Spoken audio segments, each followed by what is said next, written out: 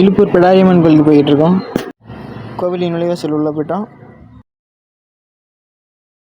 பிடாரியம்மன் கோயில் பூக்கு வந்திருக்கோம். பூவில் கும்பல்லாம் கம்மியாக இருக்குது. நாங்கள் ஒரு ப்ரோ நிற்கிறோம். அவர்கிட்ட ப்ரோ, நீ எந்த ஊரா ப்ரோ? குறிச்சிப்பட்டி ப்ரோ. குறிச்சிப்பட்டியா? ஏன் இந்த வருஷம் கும்பல் கம்மியாக இருக்கா இல்லை என்ன ப்ரோ? கும்பல் கம்மி தான் ப்ரோ. தேர்தல் டைம்னால பூ இல்லை நிறைய பேர் சொல்லியிருந்தாங்க. பூ தாடி இல்லைன்னு நினச்சி நிறைய பேர் வராமல் இருக்காங்க. ஆனால் இந்த தாடி பூ நடந்திருக்கு. ஆனால் பரவாயில்ல, நல்லா தான் நடக்குது.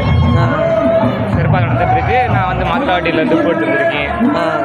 போயிட்டு தேர்தல் நல்லபடியாக நடந்து போயிட்டு இருக்கு. சரி,